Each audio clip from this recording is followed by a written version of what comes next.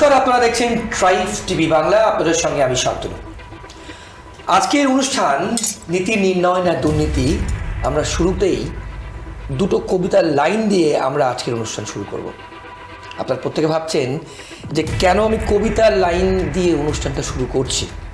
Suspense থাক, কেন শুরু করছি, এর মোটিভ কী এবং কী বার্তা আমি দিতে চাইছি আপনারা প্রত্যেকেই হয়তো গেস করছেন যে কি এক্স্যাক্টলি আমি বলতে চাইছি। আগে কবিতাটা আমরা আপনাদের সামনে রাখবো, তারপর আমরা এপিসোডের সম্পর্কে, আজকে পর্বের সম্পর্কে আপনাদেরকে ব্রিফ করব। কি কবিতা? ফিরতে পারলে দেখতে পেতিস ন্যায় ও নীতির সঠিক মার্গে। তারপর রাত দখল নিচ্ছে মানুষ জোড়াসাঁকো থেকে জোহানেসবার্গে, মানে সাউথ আফ্রিকা। প্রত্যেকে আপনারা জানেন। এবার আপনাদের প্রশ্ন হচ্ছে, আমি কেন এই পার্টিকুলার কবিতাটা দিয়ে আজকের অনুষ্ঠান শুরু করলাম। আপনারা প্রত্যেকে জানেন যে এই মুহূর্তে দাঁড়িয়ে কয়েকদিন বাদেই কিন্তু আমাদের আবেগের জায়গা, অর্থাৎ আমাদের আবেগের উৎসব দুর্গাপুজো, যে উৎসবের জন্য আমরা প্রত্যেকে কিন্তু এক বছর ধরে অপেক্ষা করি। সবাই 8 থেকে আসে আমরা প্রত্যেকে। তো আবেগ যেদিকে আছে ঠিক পাশাপাশি আছে প্রতিবাদ। হ্যাঁ, অবশ্যই কর্মবিরতিতে যা ছিল জুনিয়র ডাক্তাররা, সেটা তারা প্রত্যাহার করেছে, সম্পূর্ণভাবে কিন্তু নয়। তারা কিন্তু স্বাস্থ্য ভবন থেকে সরে এসেছে। বন্যার জন্য ত্রাণ দিতে তারা যাচ্ছে আরামবাগে। আপনারা প্রত্যেকে জানেন এই মুহূর্তে বন্যাও কিন্তু একটা খুব বড় হেডেক। কিন্তু এর ভেতর থেকেও এই যে লাইন দুটো আমি বললাম, প্রতিবাদের জন্য বললাম। এবং যে পোস্ট করেছে সোশ্যাল মিডিয়ায়, সেই কিন্তু আজকে আমাদের এই অনুষ্ঠান নীতি নির্ণয় না দুর্নীতি আজকে গেস্ট। আপনারা জানেন এই অনুষ্ঠানে আমরা সমাজের বিভিন্ন প্রতিষ্ঠিত মানুষকে আমরা আপনাদের সামনে নিয়ে আসছি। এবং আজকে যারা আপনারা যাকে দেখবেন, নতুন করে তার ইন্ট্রোডাকশন আমার দেওয়াটা কিন্তু উচিত নয়, উচিত হবেও না। আপনারা প্রত্যেকে তাকে চেনেন, প্রত্যেকে তাকে জানেন, এবং যাকে আপনারা নাম নয়, মুখ দেখলেই আমার মুখ নয়, আপনারা প্রত্যেকে কিন্তু জানবেন তিনি কে। প্রখ্যাত অভিনেত্রী চৈতি ঘোষাল আমার পাশে বসে আছেন। চৈতিদি, আপনাকে স্বাগত ট্রাইব টিভি বাংলায়। এবং নীতি নির্ণয় ও দুর্নীতি আমি যেভাবে ইন্ট্রোডাকশন দিলাম, মানে প্রচুর মানুষ অনুষ্ঠান দেখেন। আচ্ছা, প্রথমেই বলবো যে আপনি সোশ্যাল মিডিয়ায় লিখেছেন, হ্যাঁ, মানে আমি ওটা শেয়ার করেছি একদম। এটা কেন? এটা তো সত্যি, মানে আমরা তো সবাই সত্যতাটা জানার জন্যেই তো পথে নেমেছি, এবং সত্যতার সাথে জাস্টিসটা ভীষণ বোধহয় সমর্থক। তো এটা তো ঠিক যে জোড়াসাঁকো থেকে আমাদের রাজ্য পেরিয়ে, আমাদের দেশ পেরিয়ে, কান্ট্রি বর্ডার পেরিয়ে বিভিন্ন জায়গায় আজকে এই প্রতিবাদ, জাস্টিস ফর আরজি কর, জাস্টিস ফর তিলোত্তমা, এটা তো গুঞ্জরিত হয়েছে। ঠিক, সেই জন্যেই এটা লেখা। বেশ। যদি অবশ্যই আমার অবভিয়াস প্রশ্ন আসবে যে এই যে নীতি নির্ণয় দুর্নীতি, আমাদের অনুষ্ঠান প্রত্যেকে আসছেন, মানে টলিউডের অ্যাক্ট্রেস থেকে শুরু করে ডক্টর থেকে শুরু করে আমরা কিন্তু সমাজের প্রত্যেকটা মানুষকে নিয়ে আসছি। আমরা দুটো পার্টে আপনাকে জিজ্ঞেস করি, এই নীতি নির্ণয় আর দুর্নীতি, হ্যাঁ, নীতি নির্ণায়ক যারা পলিসি বানায়, পলিসি মেকার্স, আর অন্যদিকে যারা দুর্নীতি করে, তার জন্য কিন্তু 31 বছর একটা তাজা প্রাণ চলে গেল তার কর্মস্থলে। কি বলবেন? না, মানে এটা কি বলবো, লজ্জায় মাথা কাটা যাচ্ছে। মানে নিজের কষ্টকে দমন করা যাচ্ছে না। মানে এমন একটা বিষয় যে একটি মেয়ে, এবং আরজি করে যারা সুযোগ পায়, তারা তো মেধার লিস্টেও একেবারে মেরিট লিস্টে একদম ওপরের দিকে থাকে। এবং সেটাও পয়েন্ট নয়, কাজের জায়গায়, কর্মক্ষেত্রে এবং বিদ্যালয়, মেডিকেল কলেজে সে সুরক্ষিত নয়। তাহলে কোথায় সুরক্ষিত? আমার ছেলে ফিল্ম ইনস্টিটিউটে পড়তো, পুনা ফিল্ম ইনস্টিটিউটে। আমি ফোন করে ওকে জিজ্ঞেস করতাম যে বাবি, তুমি ওই ফিল্ম ইনস্টিটিউটের ভেতরে গেছো, ওই ফিল্ম ইনস্টিটিউটের ওই যে গেটটা আমার কাছে ছিল রক্ষা কবচ। বেশ বেশ বেশ। তার মানে তিলোত্তমার মার কাছেও ছিল রক্ষা কবচ আরজি করের গেটটা। এবং তিলোত্তমার মা আজকে কি পেল ওই আরজি করের গেট থেকে? কি পেল? কে বেরোলো? তিলোত্তমা কি বেরোলো? বেরোলো ওর ক্ষতবিক্ষত শরীরটা। এরপরেও যদি আমরা রাস্তায় না নামি, এরপরেও যদি আমরা প্রতিবাদ না করি, তবে কবে প্রতিবাদ করব? নিজে তো কোনো না কোনো সময় আয়নায় মুখ দেখতে হয়। আমাকে না হয় রোজ দেখতে হয়, কারণ আমি অভিনয় করি, ক্যামেরার সামনে বিভিন্ন চরিত্র তৈরি করার জন্যে আমাকে সেই অনুযায়ী সাজতে হয়, মেকআপ করতে হয়। কিন্তু বাকিও তো মনের ভেতরেও তো একটা আয়না আছে, নিজের সন্তানের চোখও তো একটা আয়না। সেই চোখের সামনে দাঁড়িয়েও তো বোঝা যায় যে কি করা উচিত। আমার মনে হয় এই আন্দোলনের সবচেয়ে বড় কি পাওনা বলুন তো, সেটা হচ্ছে যে এই যে আমরা সারাক্ষণ বলি না যে হ্যাঁ দুর্নীতি হচ্ছে জানি, কিন্তু কি করা যাবে, কিছু হবে না, ও করে কি হবে, কেউ শুনবে না। আজ বোঝা গেছে যে না, নীতি যারা করে এবং সেই নীতি যখন দুর্নীতিতে পরিণত হয় তখন মানুষ রাস্তায় নামে, তখন এরকমভাবে প্রতিবাদ করে, এরকমভাবে জোড়াসাঁকো থেকে জোহানেসবার্গ অবধি। খুব বড় একটা কথা বললেন, নীতি যখন দুর্নীতিতে মানে কি বলবো মানে কনভার্ট হয়, নীতি থেকে দুর্নীতিতে কনভার্ট হয়, খুব বড় একটা স্টেটমেন্ট করলেন। সত্যি অবশ্যই সেটা আমি যে জিজ্ঞেস করে, প্রচুর মানুষ আমাদের অনুষ্ঠান দেখেন, তাদের হয়তো মনে এই প্রশ্ন জাগবে, উৎসব সামনে, উৎসবে ফিরুন, সরকার বলছে উৎসবে ফিরুন। তো এই সত্যি কথা, উৎসবের শুরু, দুর্গাপুজোর জন্য আমরা প্রত্যেকে অপেক্ষা করি। আপনার কাছে কি উৎসবের মতোই থাকবে এবছর? প্রথমত জানতে হবে যে উৎসবটা আসলে কি। উৎসবটা মানে আমার থিয়েটার আছে, আমার কিছু অনুষ্ঠান আছে, সেই জন্যে আমি পুজোর অনেক আগে থেকে সেইগুলোতে চুক্তিবদ্ধ হয়েছি। তার মানে ওটা কিন্তু উৎসব নয়। আমি যখন পুজোর জন্যে ইভেন্টে যাই তখন কিন্তু ওটা আমার কাছে কাজ, মাঝে মাঝে ভীষণ টায়ার্ড লাগে। হ্যাঁ, মানে কখন শেষ হবে ইভেন্ট, তার মানে ওটা উৎসব নয়।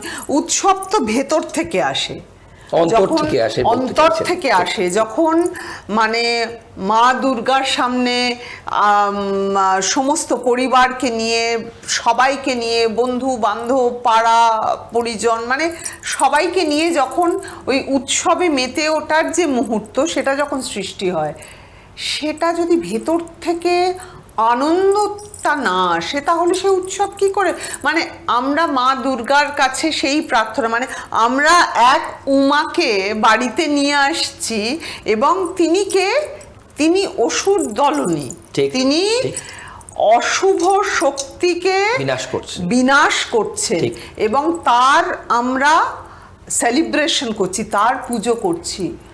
তো এখনো অশুভ শক্তি তো বিনাশ হয়নি, খুব পার্সোনাল কোয়েশ্চেন পাইনি। প্লিজ আপনার ব্যাচ যেটা আছে জাস্টিস ফর আর্ট, একদম আমরা দর্শকরাও আপনারা সেই ছবি দেখতে পাবেন, যারা আসছেন আমাদের এখানে তারা কিন্তু ব্যাচ পরে আসছেন এবং তারা প্রতিবাদে আছেন এবং আগামী দিনেও থাকবেন, স্পষ্ট কিন্তু দর্শকদেরকে বলছে। আমি তো সবসময় এই ব্যাচটা পরেই থাকি, মানে আপনার কাজ কর্মক্ষেত্রে শুধু একমাত্র যখন চরিত্র হয়ে উঠি তখন সেই ব্যাচটা পরি না, কিন্তু তাছাড়া চৈতি ঘোষাল হিসেবে আমি ব্যাচটাই পড়ে থাকি। ওকে, খুব একটা পার্সোনাল কোয়েশ্চেন চৈতিদি জিজ্ঞেস করবো, যে আপনি পুজো নিয়ে বললেন, উৎসব নিয়ে বললেন, অষ্টমীতে কিন্তু বছরে আমরা একবারই অঞ্জলি দিই।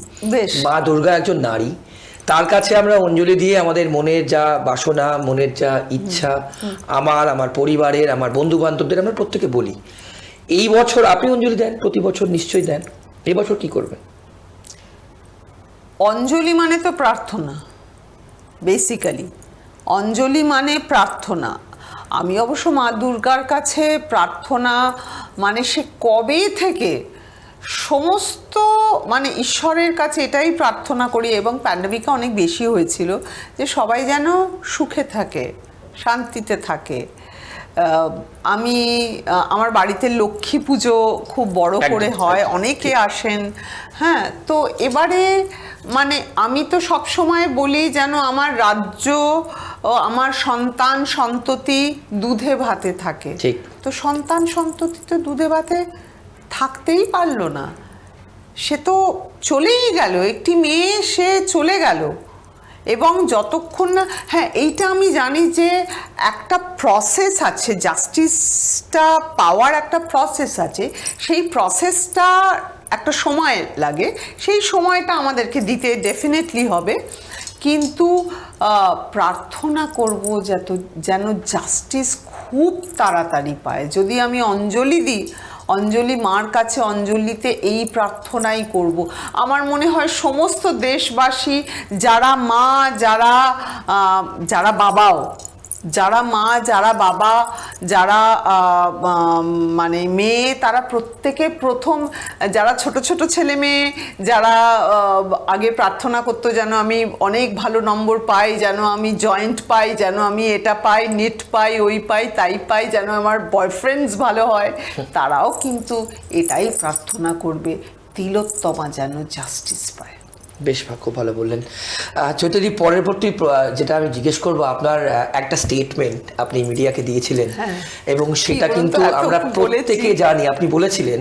এবং আমি যেহেতু আমাদের অনুষ্ঠান একদম স্ক্র্যাচ লেভেলের অনুষ্ঠান, প্রচুর মানুষ দেখবেন, এবং আপনাকে কিন্তু এটা বলতে শোনা গেছে, আমি বলতে সেটা বাধ্য হচ্ছি, I don't want to die getting raped. I don't want to die getting raped. আপনি এই স্টেটমেন্ট আপনার বিইং আ ওম্যান, হ্যাঁ, আপনি করেছিলেন, মানে কোন লেভেল অফ ইনসিকিউর? আমি আরজি কর হাসপাতালে ওই চত্বরে দাঁড়িয়ে বলেছিলাম, I don't want to die getting raped. এটা নিশ্চয়ই তিলোত্তমাও বলেছিল তখন, that I don't want to die getting raped. সুতরাং আজকে আমার সাথে তিলোত্তমার কিসের ফারাক? রাজ্যের মেয়ে আমিও, রাজ্যের মেয়ে তিলোত্তমা, আমিও কাজ করি, ও কাজ করে, মানে এখনো, মানে কি আর বলবো, কাজ করতো। তো ওকে যদি গণধর্ষণ করা হয়, ধর্ষণ করে খুন করা হয়, তাহলে কি আমাদের সন্তান সন্ততিরা, আমাদের বাড়ির ছেলেমেয়েরা সুরক্ষিত? এবার আমাদের বাড়ির ছেলেমেয়েরা যদি সুরক্ষিত না হয়, তাহলে কি আমি সুরক্ষিত? ঠিক। আমার সত্যিই মনে হয়েছিল, মানে ওই অত মোমবাতি, মানে একটা অদ্ভুত অত ছেলেমেয়েরা, তারা না খেয়ে না দে, তারা জাস্টিস চাইছে, চারিদিকে ফোর্স। সেখানে আমার মনে হয়েছিল যে নো, আমি এই পৃথিবীতে I don't want to die, এরকমভাবে আমি ওই তিলোত্তমার কি ঘটেছিল সেটা এত বারবার করে তার বিভিন্ন ইনসিডেন্টস বা যে কোনো ইনফরমেশন যা পাওয়া গেছে সেই নিয়ে একটা সবাই একটা চিত্র তৈরি করার চেষ্টা করছে, এবং সেটা এনকোয়ারির জন্যেও হয়তো সেটা প্রয়োজন। তার কাছাকাছি গিয়ে মানে ভিজুয়ালি ওটাকে ইম্যাজিন করে আমার মুখ দিয়ে ওই কথাটা বেরিয়েছিল। ওটা আমার কোনো মুখস্থ করা ডায়লগ নয়, ওই ডায়লগ আমি জীবনে বলি। আপনার যে এক্সপ্রেশন ছিল, এবং আপনি যে কতটা ইনসিকিউরিটি থেকে বলছেন, সেটা আপনার এক্সপ্রেশনে কিন্তু একদম স্পষ্ট ছিল, মানে প্রত্যেকে আমরা জানি, দেখেছেন সেই জিনিস। কখনো আমি ভাবিনি যে এই কথাটা বলবো। আমি যখন ওই কথাটা পরবর্তীকালে, যেহেতু ওটা ভাইরাল হয়ে গিয়েছিল, এবং পরবর্তীকালে যখন আমাকে অনেকে বলেছে, আমি যখন দেখেছি, আমার চৈতি নামক ওই মেয়েটি সেদিন যে মানে আরজি করে দাঁড়িয়ে বলেছিল I don't want to die getting raped, আমার তার জন্যে কান্না পাচ্ছিল। আমার সত্যি খুব খারাপ লাগছিল যে মানে এইটা আমার মুখ দিয়ে কে বলালো, কিন্তু ওটাই আমার মানে মানসিক পরিস্থিতি ছিল ওই সময়। একদম ডাইরেক্ট কোয়েশ্চেন চৈতাদি, আপনাকে নাইট শুট করতে হয়, আপনি বিভিন্ন কাজে আছেন, আপনি ইনফ্যাক্ট স্টুডিওতে আসার আগেই একটা কাজে ছিলেন, আপনি আমাকে বলেছেন আমার দেরি হলে আসতে, সেই জন্য। তো are you safe, do you feel safe, মানে আগে আর এখন, আগে এই ইনসিডেন্ট হওয়ার আগে আপনার আপনার আপনার মেন্টাল সিকিউরিটি, আর ইনসিডেন্টের পর এই 2 মাস হতে যাচ্ছে, আপনি সেফ কর্মক্ষেত্রে? দেখুন, আমাদের এইটা আপনাকে মানতেই হবে যে আমাদের ইন্ডাস্ট্রিতে এখনো অবধি মানে মানে রেপ হয়নি, গণধর্ষণও হয়নি, কিন্তু তার মানে এই নয় যে জায়গাটা ভীষণ সেফ। বেশ। হ্যাঁ, তার মানে এই নয়। আমি দেখুন, আমাদের একটা ফোরাম, অনেকেরা মিলে আমাদের মানে সিনিয়র জুনিয়র্স, আমরা বিভিন্ন ফিল্ম ইন্ডাস্ট্রি মানে WFSW+ আমাদের যে ফোরাম, উইমেন্স ফোরাম, যেখান থেকে এই সুরক্ষার কথা, এই কর্মক্ষেত্রে যে সুরক্ষার প্রয়োজন, এবং এই যে হ্যারাসমেন্টের এগেনস্টে, সে যে কোনো ধরনের হ্যারাসমেন্ট, সেটা ভার্বাল হ্যারাসমেন্ট হতে পারে, সেটা মেসেজে হ্যারাসমেন্ট হতে পারে, সেটা কাজ করতে গিয়ে, অভিনয় করতে গিয়ে হ্যারাসমেন্ট হতে পারে, এই সমস্ত হ্যারাসমেন্টের জন্যে যদি মানে ফাইট করতে হয়, সেটা তো একলা ফাইট করা যাবে না। এতদিন ধরে প্রত্যেকটা মানুষ একলা একলা ফাইট করেছে, কাস্টিং কাউচের এগেনস্টে একলা একলা ফাইট করেছে। আজকে এই একটা ফোরাম আছে, যেই ফোরামে তারা আসলে যে কোন, এবং তার মধ্যে বাচ্চারাও ইনক্লুডেড, বাচ্চারাও আসতে পারে, কারণ টেলিভিশনে ভীষণ বাচ্চাদের প্রয়োজন হয় কাজ করার জন্যে। তো তারা অন্তত পাশে একটা খুব স্ট্রং ফোরাম পাবে। এবং মানে এইটা আমি এইটুকু বলতে পারি যে এই ফোরামের বয়স তো একদম কম, কিন্তু এই বিপ্লবের মধ্যে যে জন্মগ্রহণ করেছে, আমার মনে হয় এটা একটা খুব যে যতটা অন্ধকার আমাদের ইন্ডাস্ট্রিতে, যে যে জায়গায় যতটা অন্ধকার আছে, সেগুলোর মধ্যে আলো ফেলার কাজ এই ফোরাম করবে, এবং তার সঙ্গে পাশে দাঁড়াবে, সমস্ত অভিনেত্রীদের পাশে দাঁড়াবে। বেশ, এবার একটু আন্দোলনের প্রসঙ্গে আসি। আপনি কিন্তু একদম ফ্রন্ট রানার, মানে আপনাকে সব সময় আমরা দেখেছি প্রতিবাদের মুখ বলতে যা বোঝায় তাই। চৈতাদি, এই এত মানুষের রাত দখল কোনোদিন শুনিনি আমরা, রাত দখল আমরা এই কনসেপ্টই শুনিনি। এবং এই রাত দখলে থেকে শুরু করে এত মানুষ, 14ই আগস্ট থেকে শুরু এই রাত দখল, এবং এখনো চলছে। তো আমার যেটা আমি অবশ্য 14ই আগস্টের আগেই আরজি করে তখন থেকে যেতে শুরু করেছি, যবে থেকে ঘটনাটা শুরু হয়েছে 9ই আগস্ট। 9ই আগস্টের পরে আমরা 10ই আগস্ট জানতে পারি, 11ই আগস্ট পুরোটা মানে খবরের কাগজ এবং সামনে।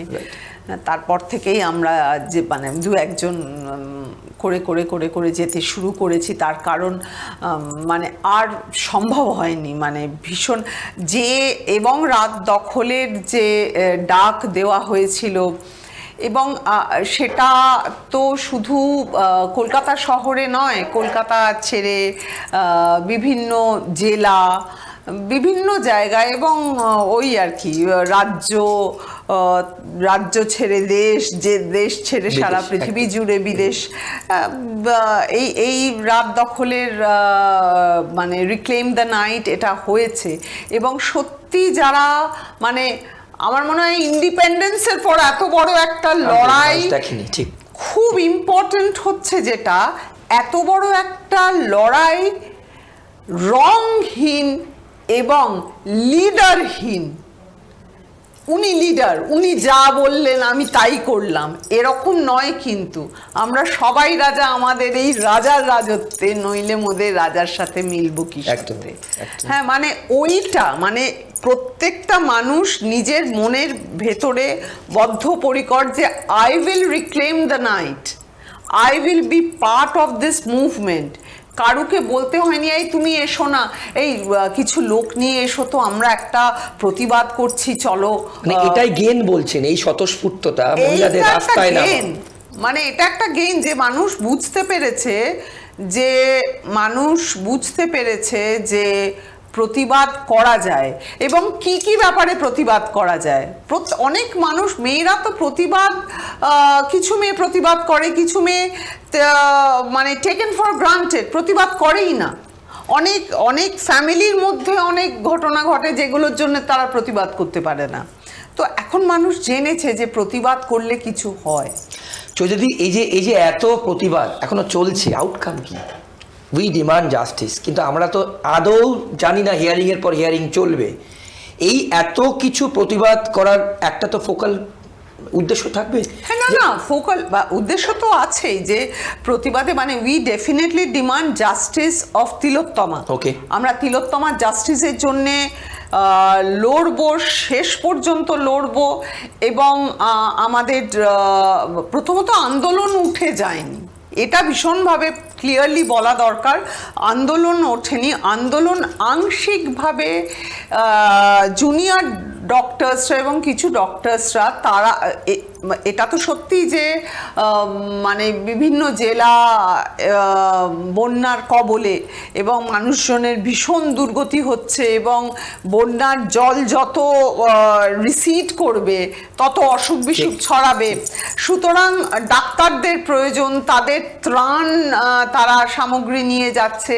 তো সেটাও একটা বড় কারণ যে কালকে এই আন্দোলনের একটা মানে কর্মবিরতি থেকে বেরিয়ে এসে তারা কাজে ফেরার যে ডিসিশন, সেটার মধ্যে এটাও একটা বড় বিষয়। আরেকটা বিষয় হচ্ছে যে এই যে দুর্নীতির সঙ্গে তিলোত্তমার জাস্টিস, এ দুটো বোধহয় ওতপ্রোতভাবে জড়িত।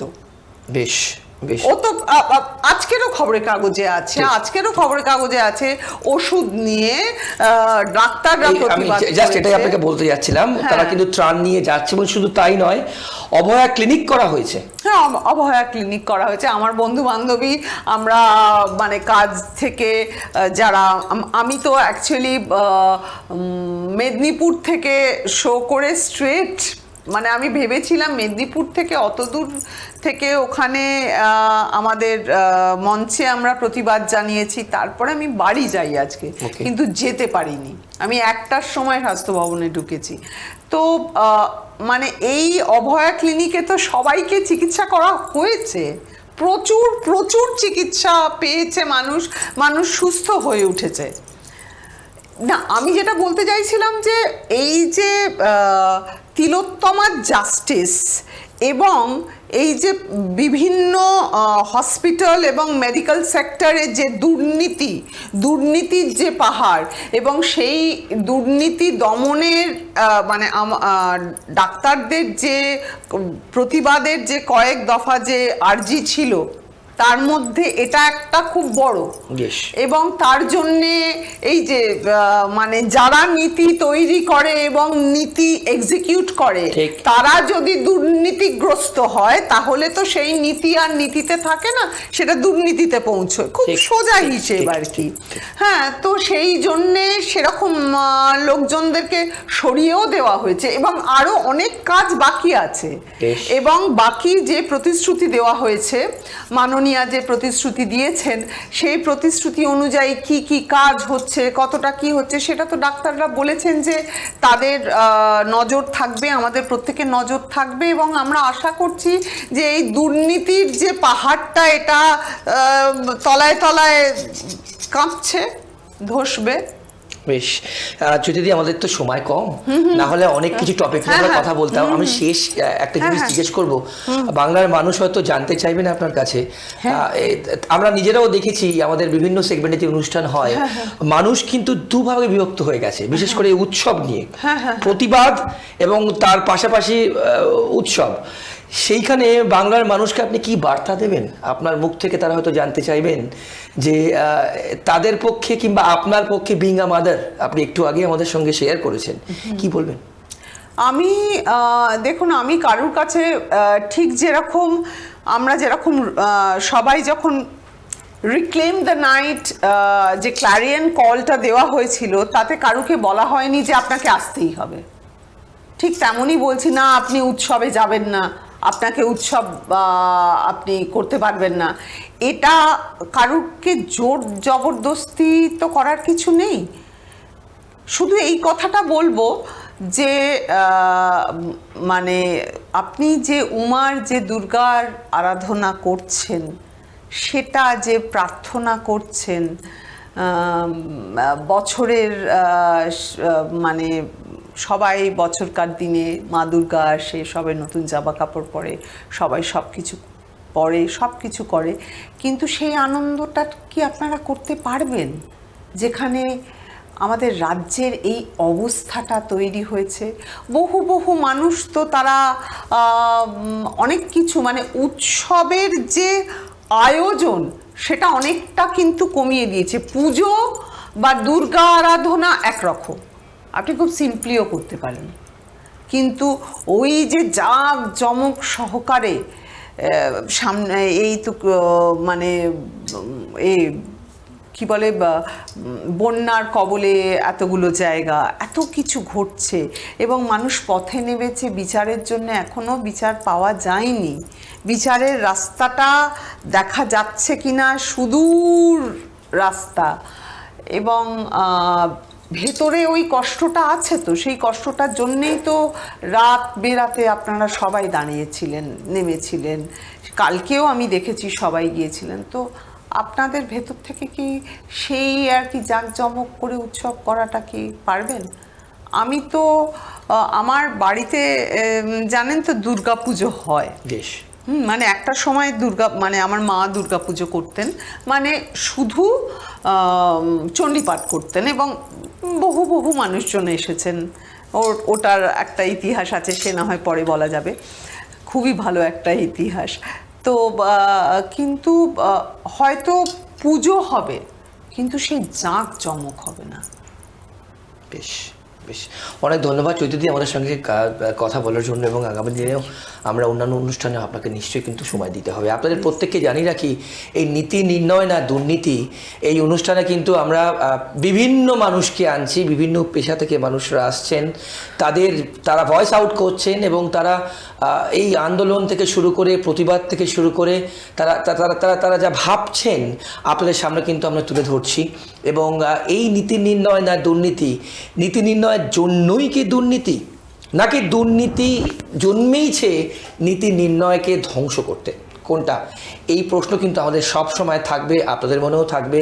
আমরা যত এপিসোড এগিয়ে নিয়ে যাব, হয়তো এর উত্তর আমরা আগামী দিনে পাবো কি না সেটা সময়ই বলবে। আজকের মতো এ পর্যন্তই। আমাদের পরবর্তী এপিসোড আসবে, আবার অন্য কোনো গেস্টকে নিয়ে আমরা আপনাদের সামনে আসবো, তার সঙ্গে ইন ডিটেল ডিসকাস করব। আর ভালো থাকবেন, সবাইকে ভালো রাখবেন, আর আপনাদের চোখ থাকুক শুধুমাত্র ট্রাইব টিভি বাংলার পর্দায়, বাংলার আপন।